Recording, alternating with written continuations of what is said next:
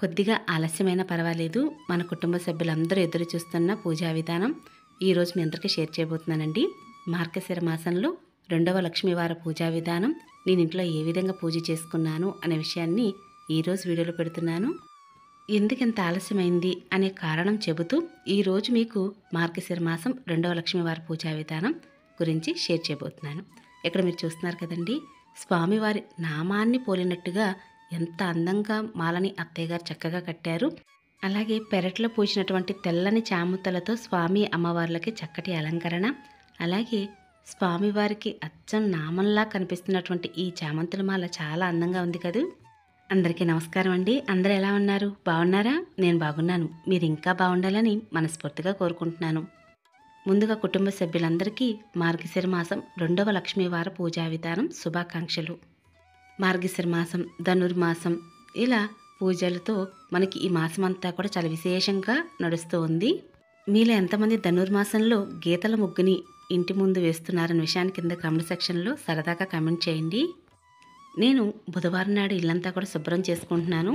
అంటే మరుసటి రోజు మార్గశిర మాసం లక్ష్మీవారి పూజ ఉంది కదా, అంటే రెండవ వార పూజా విధానం అండి.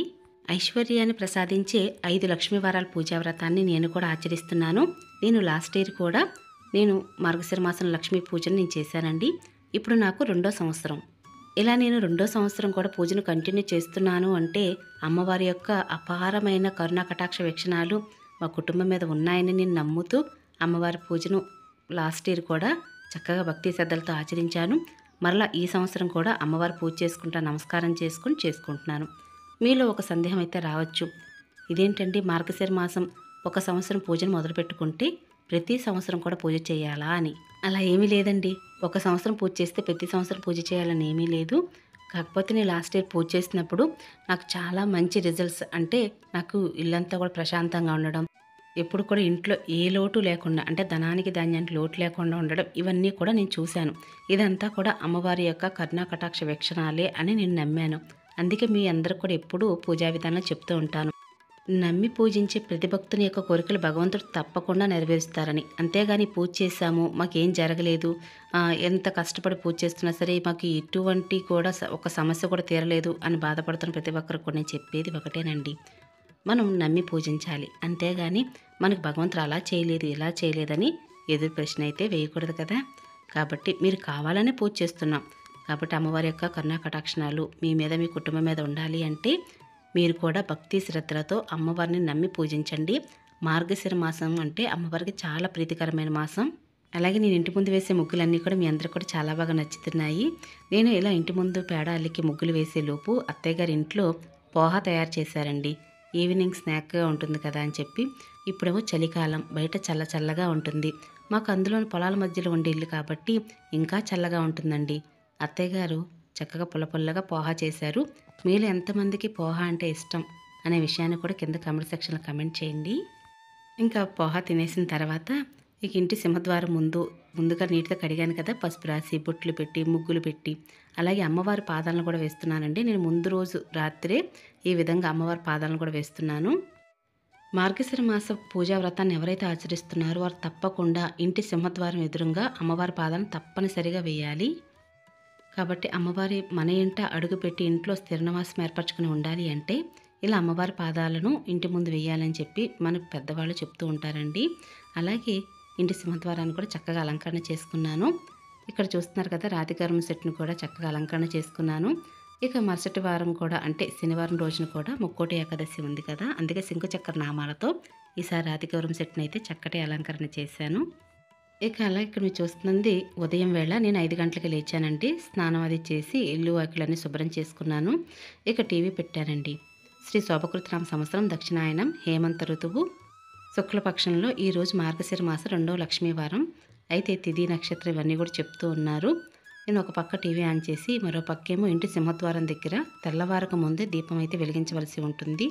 ఉదయం వేళ సంధ్య వేళల్లో కూడా ఇంటి సింహద్వారం దగ్గర ఇరుపక్కలా కూడా దీపాన్ని అయితే వెలిగించాలి. ఆ దీపపు కాంతుల్లో అమ్మవారు మన ఇంట నడిచి ఇంట్లోకి వస్తారని చెప్పి ఒక నమ్మకంగా చెప్తూ ఉంటారండి. ఏదైనా నమ్మకంతోనే ముడిపడి ఉందండి. కాబట్టి జీవితం ఇలా ఉంటుంది అలా ఉంటుంది, మనందరం నమ్మే కదా ఈ జీవితంలోకి అడుగు పెట్టాం. కాబట్టి ఎలా ఉన్నా సరే జీవితాన్ని స్వీకరించాలి అంతే. ఇక ఇంటి సింహద్వారం ముందు దీపం పెట్టాను. ఇక తెల్లవారిపోతుందండి చూస్తుండగానే. ఇక ఏం చేశానంటే నేను ఇంటి ముందు ముగ్గు వేశాను కదా, గొబ్బిళ్ళు అయితే ఉదయం పెడదాం అనుకున్నాను. ఇక ఆవు పక్కన ఉన్నటువంటి ఆవు పేడ అయితే తీసుకువెళ్తున్నాను. ఇక గొబ్బిళ్ళు తయారు చేశాను. గొబ్బిళ్ళు కూడా చక్కగా పూలు కోసుకువచ్చి ముగ్గులో అలంకరణ చేశాను. ఒక పక్కనేమో పాపకు కాలేజీ టైం అయిపోతుంది.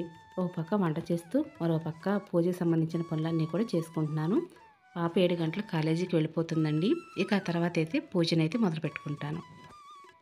నేను ఇంటి ముందు వేసేటటువంటి ముగ్గులన్నీ కూడా మీ అందరికీ చాలా బాగా నచ్చుతున్నాయండి. ప్రతి ఒక్కరు కూడా అక్క ముగ్గు చాలా బాగా వేశారు, చాలా అందంగా వేశారని చాలామంది మంచి మంచి కామెంట్స్ పెడుతున్నారు.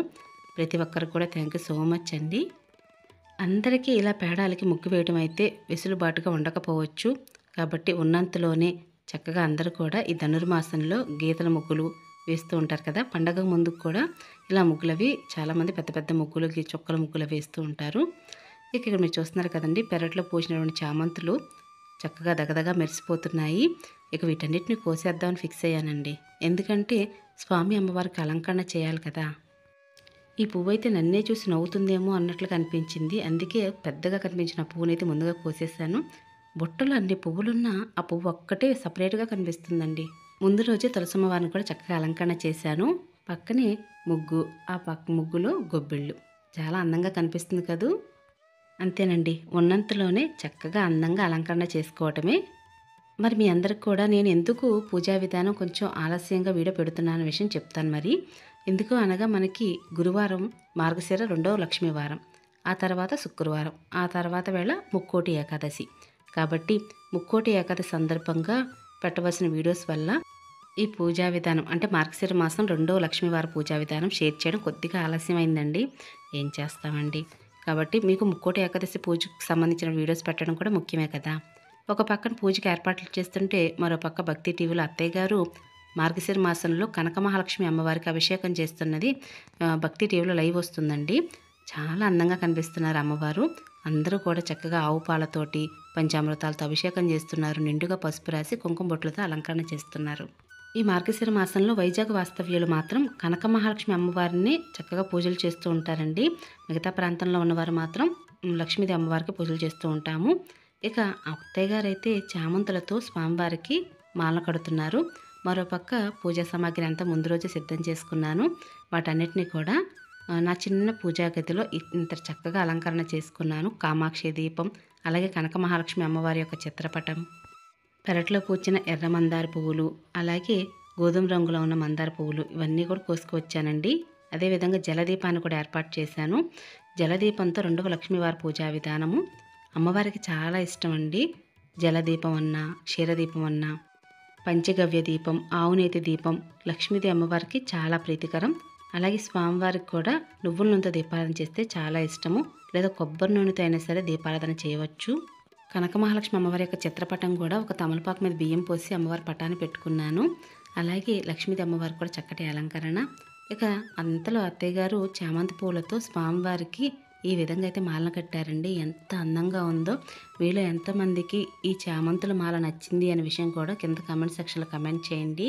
స్వామి అమ్మవార్లు కలగలిపినట్టు చిత్రపటానికి ఇలా నేనైతే అలంకరణ చేశాను. స్వామి అమ్మవారికి అలంకరణ చేసిన తర్వాత మాల చూసారా, గోవింద నామం ఉన్నట్లుగా ఎంత అందంగా కనిపిస్తుందో. మీలో ఎంతమందికి గోవింద నామంలాగే ఈ చామంతుల దండ అనిపించిందనే విషయం కూడా కింద కామెంట్ సెక్షన్లో కామెంట్ చేయండి. ఎందుకంటే ప్రతి ఒక్క విషయం మీ అందరితో షేర్ చేసుకోవడం, మీ అభిప్రాయం తెలుసుకోవటం నాకు చాలా నచ్చుతుంది. అలాగే 2వ లక్ష్మీవారి పూజా విధానంలో అమ్మవారి యొక్క పూజనైతే లక్ష్మీ అష్టోత్తరం చదువుకున్నానండి. ఈ రోజున అమ్మవారికి నేను లక్ష్మీ గవ్వలతో అష్టోత్తరం చదువుకున్నాను. అలాగే కథను కూడా చదివాను. అమ్మవారికి ఈ రోజు నేను అట్ల నైవేద్యంగా పెడుతున్నా. 2వ లక్ష్మీవారం రోజున అమ్మవారికి పెట్టవలసిన నైవేద్యం అట్లు, తెమ్మనం కూడా పెట్టవచ్చండి. అయితే నేను అమ్మవారికి అట్లు నైవేద్యంగా పెట్టి ముందుగా కొబ్బరికాయ కొట్టి మంగళహారతులు ఇచ్చి ఇక ధూపం అయితే వేస్తున్నాను. ముందుగా స్వామి అమ్మవార్లకి ధూపం వేసిన తర్వాత ఇప్పుడు ఇల్లంతా కూడా ధూపం వేస్తున్నామండి. ఇలా ధూపం వేయటం వల్ల ఇంట్లో నెగిటివ్ ఎనర్జీ అంతా బయటికి వెళ్ళిపోతుంది. ఇల్లు ప్రశాంతంగా ఉంటుంది. ఒకరి మాటకి ఒకరు విలువిస్తారండి, గౌరవిస్తారు. ముఖ్యంగా మనం ఎప్పుడూ కూడా ఒకరికి ఒకరు మాటకి విలువ అనేది ఇచ్చుకోవటం వల్ల ఎలా ఉంటుందంటే ఇల్లు చాలా ప్రశాంతంగా ఉంటుంది.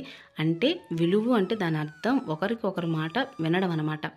ఎందుకు చెప్తున్నారు అనే విషయాన్ని ఒకసారి పరిగణలో తీసుకొని అర్థం చేసుకొని వారి మాట వినటం వలన మనం ఒకరి మాటకు ఒకరికి విలువిచ్చిన వారం అవుతాం. అంటే వారి మాటని గౌరవించిన వారం అవుతాం.